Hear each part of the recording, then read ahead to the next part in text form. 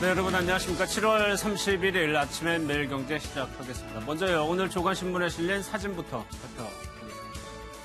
첫 번째 사진의 시장은 서울 을지로에 있는 중부 건어물 시장입니다. 실업률에다가 물가와 금리 부담까지 커지면서 서민은 물론이고 중산층까지 소비를 주저하는 신소비 절벽 시대가 찾아오고 있습니다. 일단은 소비를 최대한 줄여서 버텨보자는 심리가 팽배하다는 건데, 여기에다가요, 폭염까지 겹치면서 시장은 사실상 개점 휴업 상태의 모습이었습니다.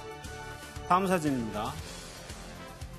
굉장히 덥습니다. 오늘도 찜통더위가 예상되는데 서울의 낮 최고 기온이 38도까지 오를 것으로 예상이 되고 있습니다.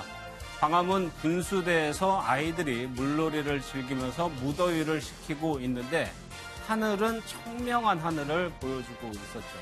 영남과 영동 일부 지역에는 비가 내려서 전날보다는 기온이 떨어졌지만 영서지방, 서쪽 지방에서는 강한 폭염이 찾아왔습니다.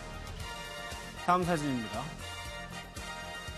자유한국당 김병준 비상대책위원장이 어제 경남 김해 봉화마을을 찾아서 노무현 전 대통령에게 국가꽃을 놓으면서 참배하고 있는 모습입니다. 이 내용은 뒤에서 자세하게 살펴보겠습니다.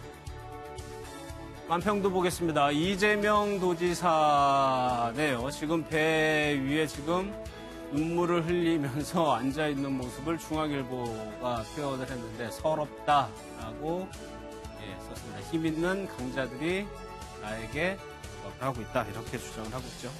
오늘 함께 하실 5분 좀 소개해드리도록 하겠습니다. 윤경호 매일경제 논설위원, 조대진 민주당 국민통합위원회 부위원장, 이재영 전 자유한국당 최고위원, 김철근 바른미래당 대변인, 한웅 평화당 법률지원부단장 나오셨습니다. 어서 오십시오. 안녕하십니까. 첫 번째 기사부터 보겠습니다. 앞서 사진에서도 봤는데요. 김병준 위원장이 봉화마을에 노무현 전 대통령의 묘역을 참배했습니다. 야당이 잘 돼야 문재인 정부도 긴장할 것이다. 한국당 계열의 대표 방문은 3번째. 그러니까 윤경호 의원님, 그러니까 처음 간 건 아닙니다. 노무현 전 대통령 묘역. 그렇습니다. 2011년에 황우여 대표 시절에 예. 노무현 대통령의 묘역 참배가 있었고요. 2015년에 김무성 대표 시절에 물론 그때는 이름이 새누리당이거나 또 그 이전에는 한나라당 시절도 그렇죠. 있었죠. 예. 어찌됐든 보수 진영의 정당 대표가 물론 비대위원장입니다만 노무현 전 대통령의 묘역 참배. 우리 사회 어느 순간부터 사실 보수 진영을 대표하는 정당이나 사회단체는 진보 진영의 상징인 대통령의 묘역 참배를 아예 거부한다든지 그렇죠. 예. 또 반대로 진보 진영을 자임하는 단체나 정당의 대표들이 이승만 전 대통령이나 박정희 전 대통령 같은 보수 진영의 대통령 묘역을 아예 참배를 안 한다. 예. 이게 사실 바람직하지 않거든요.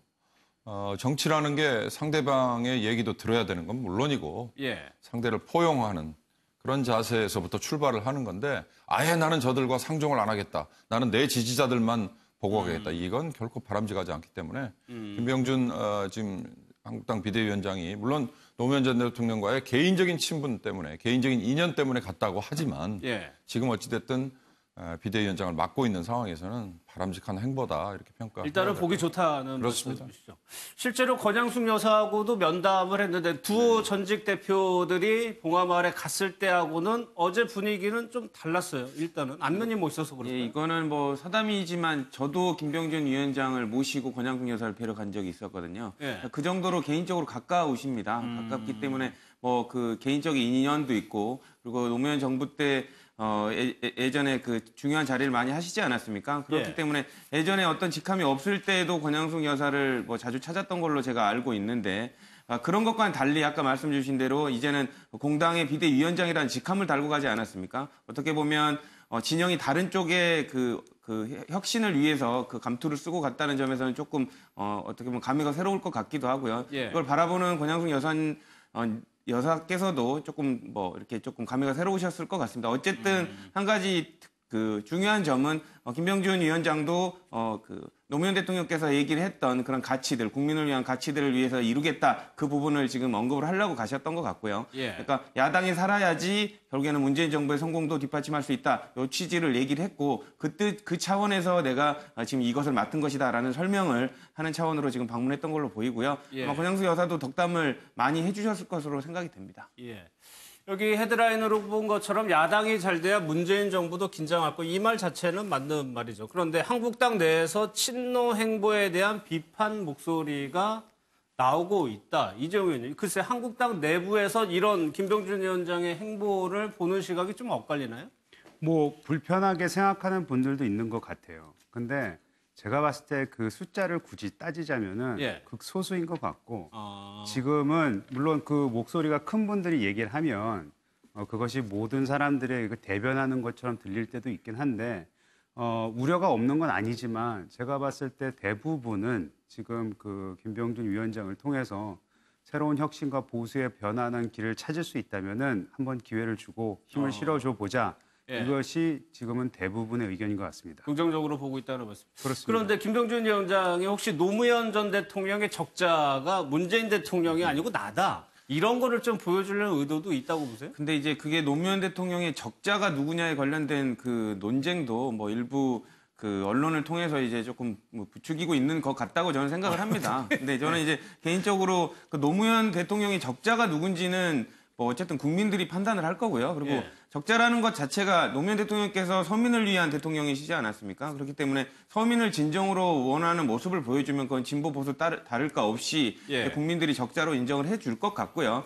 다만 이제 그 김병준 위원장이 뭐 사석에서 뭐 예를 들면 노무현 대통령이 적자를 본인이 자임하는 것 같다라는 뭐 기사가 나오기도 하는데 그 부분은 아까도 제가 설명드렸지만 노무현 대통령이 이루려고 했던 가치는 진보 보수를 떠나서 국민을 바라보는 정치고 국민을 바라보는 정책이었기 때문에 예. 이런 부분들에 대한 그 가치를 계승하겠다는 것이지 진보 진영에서 대통령을 탄생시켰던 노무현 대통령의 생각을 그대로 따라가겠다 그런 취지는 아닌 것 같습니다. 알겠습니다. 김병준 위원장이 이제 구체적으로 문재인 정부와는 각을 세우는 모습인데 그 첫 번째가 이 내용이었습니다. 먹는 것까지 간섭을 하는 거냐. 먹방 규제는 국가주의적 발상이다. 보건복지부의 비만관리 종합대책을 얘기하는 것 같은데 김철근 대변인께서 보시기에는 글쎄요. 먹방 가이드라인이라고 조금 순화를 하긴 했습니다. 복지부에서. 이 부분은 어떻게 보세요? 국가가 꼭 그런 것까지 해야 됩니까? 할 필요 없다는 말씀이신가요? 국가가 시장에 너무 적극적으로 개입하는 것은 예. 적절치 않은데 물론 국가의 역할이 있습니다. 그래서 저는 그 큰 정부냐 작은 정부냐 이런 논쟁보다는 국가는 효율적으로 대처하는 정부여야 된다. 이런 생각을 좀 갖고 있는 거고요. 최근에 이제 김병준 위원장이 국가주의에 대한 비판을 많이 했죠. 예. 먹방이나 또는 무슨 원가 공개라든가 뭐 이런 거. 그다음에 학교에 설치하는 부분까지 규제하냐 뭐 이런 것까지 얘기를 했는데 김병준 위원장이 지금 뭐 봉화마을 간 것도 있습니다만 야당 대표로는 처음 간 겁니다. 집권당일 때 황의호 대표하고 김무성 대표가 갔을 때 권양숙 여사가 상당히 기분이 좋을 리가 없죠. 그렇지만 지금은 문재인 대통령이 탄생된 이후에 야당 대표로 갔는데 과거에 노무현 대통령의 청와대 식구였다는 거죠. 예. 그러면 두 가지 점에서 상당히 그 부드럽게 얘기할 수밖에 없는 그 여건이었지 않겠나 이런 생각이 들고요. 기본적으로 그 김병준 위원장이 난파된 자유한국당에 가서 그걸 수습하는 과정인데 노무현 대통령의 청와대에 있었다고 해서 자유한국당을 노무현식으로 바꿀 수가 없죠. 그게 되겠습니까? 그걸 받아들여지겠습니까? 그런데 이제 그런 식으로 자꾸 또 몰아가면서 거기 내부에 이제 뭔가를 분란이라 할까요? 아니면 뭐 다툼이라 할까요? 이런 걸 만들어 내려고 하는지는 모르겠습니다만은 예. 그래도 기본적으로 일단은 극우화된 그러니까 아주 오른쪽으로 많이 치우친 그 자유한국당을 상당 부분 정체성에서는 가운데로 끌어오려고 노력하는 시도를 하고 있는 게 아닌가 이런 생각이 좀 듭니다. 예.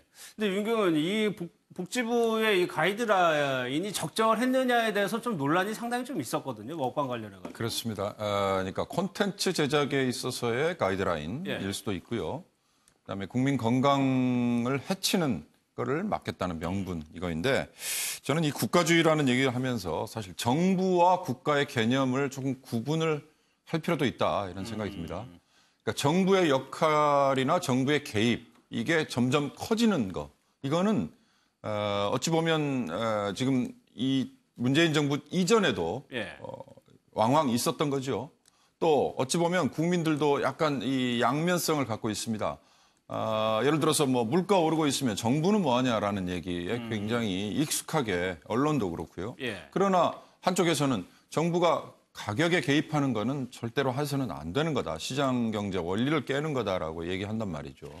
그러니까 부지불식 간에 정부의 개입을 원하는 경우도 있고 그러나 또 반대쪽에서는 정부의 개입이 늘어날수록 그거에 대한 거부감이 있을 수 있어요. 예. 규제라는 것도 안전에 관련된 규제는 얼마든지 강화해도 부족함이 없죠. 그러나 나머지는 규제를 풀어주는 게 맞는데 이게 이제 그런 점에서 정부의 역할이 커지는 거 이걸 곧 국가주의라고 볼 수 있느냐? 이를테면 국가주의 하면 떠오르는 건 히틀러 아니겠어요? 우리가 지금 그런 식의 김병준 위원장도 아마 그런 식의 비판을 빗대서 얘기하지는 않았을 겁니다. 그걸 알면서도 그렇게 얘기했다면 이분이 이미 정치인 다 된 거예요. 예, 그러나 어찌됐든 김병준 위원장이 그동안에 던진 다른 단어들, 자율이라든지 분권이라든지 또는 뭐 시장경제 원리 뭐 이런 얘기를 감안해 보면 이분이 얘기한 국가주의는 곧 정부의 지나친 개입, 큰 정부에 대한 비판 이걸로 저는 해석을 하고 싶습니다. 예. 김병준 위원장이 또 하나 든 게 이제 기업의 원가 공개도 대표적인 예라고 한 건데 한은 부단장께서는 지금 문재인 정부의 정책 기조가 김병준 위원장의 말처럼 되고 있다고 보세요? 뭐 말 그대로 지금은 뭐 국민이 국가보다 사실은 좀 수준이 높은 상황 아니겠습니까? 네. 그러니까 이렇게 뭐 먹는 것까지 규제를 하고 다른 부분, 그러니까 법도 이 규범도 마찬가지고 법도 뭐 종교라든가 자율규범이 각기 이렇게 맞던 부분이 있을 텐데 이런 부분까지 국가가 이렇게 규제를 하고 간섭을 하는 것은 사실은 그 민주공화국의 주인인 국민을 어떤 통치의 대상 또는 뭐 객체화시킨다고 할까 거창하게 꼭 국가주의 뭐 이런 걸 들먹이지 않더라도 예. 이런 뭐 어떻게 보면 좀 파쇼적 사고방식이라고 할까 이런 사고방식 자체가 좀 저열해서 문제가 아닌가 예. 이런 부분 시민과 사회에 맡겨둬야 될 것 시장에 맡겨둬야 될 것까지 국가가 간섭하려는 어떤 과도한 그런 의식이 지금 현 정권에 있지 않는가 싶어서 일견 김병준 그 비대위원장이 지적한 부분이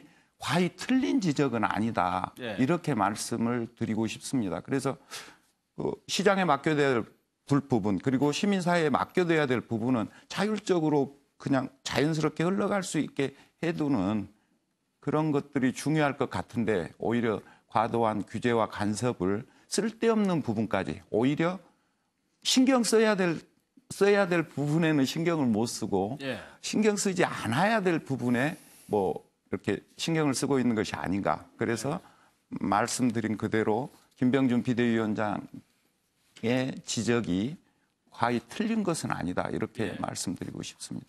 이현. 네, 이 부분에 대해서 한 말씀 드리자면은 지금 큰 그림으로 봤을 때 가장 우려되는 게 뭐냐면 이 정부의 메시지가 일관성이 없다는 거예요. 그러니까 예를 들어서 지금 우리가 혁신 성장을 해야 된다고 계속해서 요즘 주장을 하고 있습니다. 예. 혁신 성장의 그 핵심이 뭐냐고 얘기를 하면은 규제를 풀어야 된다. 이렇게 얘기하면서 국회에서 규제 빨리 풀어라.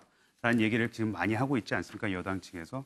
근데 규제를 풀어야 된다고 말씀을 하시면서 한편으로 보면은 규제의 주 범위란 얘기는 좀 그렇지만 하여튼 규제를 만들어내는 공무원 숫자를 오히려 늘렸습니다.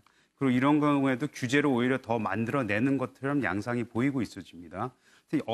여러 가지로 국가가 개입을 하지 말고 정부가 모든 걸 좀 풀어주는 상황에서 물론 어느 정도의 그 틀은 잡아야 되겠지만 예.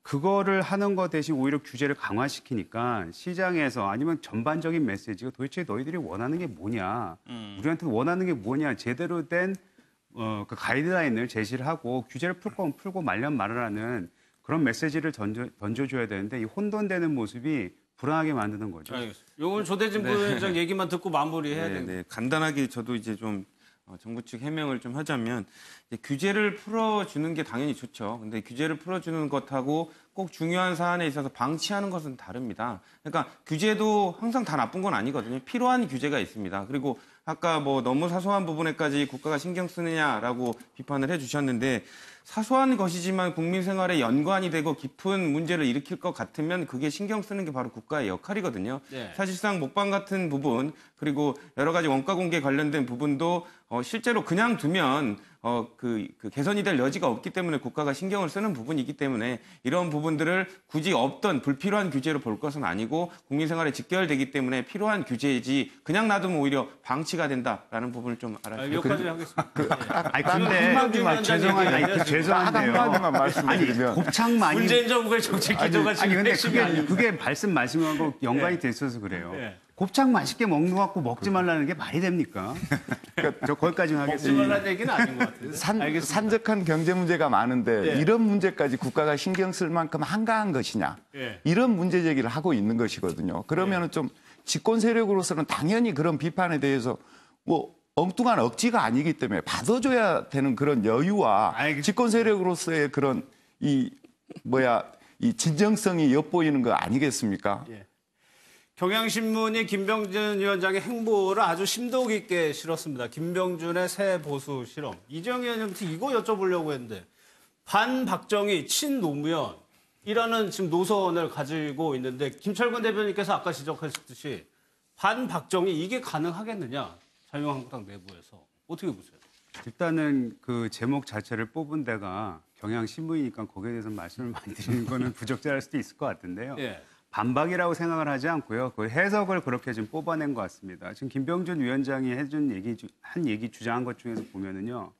그러니까 박정희 대통령 시절에 국가가 주도하는 이런 경제 성장 모델이라는 것은 더 이상 지금의 우리 몸에 맞지가 않는다. 예. 따라서 신성장, 새로운 미래를 위해서는 그런 틀을 벗어나서 시장 경제가 자율스럽게 활동을 할 수 있는 이런 제도와 틀을 국가가 마련해 줘야 되는데 신경을 써야 된다는 얘기를 한 그거를 반박이다. 이렇게 아주 그냥 단순하게 이렇게 처리를 한 것 같은데 그거는 옳지 않고요. 예. 박정희 시대에 우리가 누누이 지금까지 얘기한 것, 또 지금 미래 보수, 그러니까 합리적인 보수가 주장하는 것들도 뭐냐면은 박정희 시대의 경제 성장 모델과 그때 모델은 또 그때 그 상황과 시대에 맞게끔 일부분 인정해야 될 부분도 있지만 지금 맞지 않다는 얘기는 꾸준히 해왔습니다. 그리고 시장이 변했는데 거기다 대고 우리가 박정희식으로 돌아가자는 얘기는 한 적이 없죠. 그래서 반박이다, 친노다 이런 식으로 또 뭐라 그래야 될까?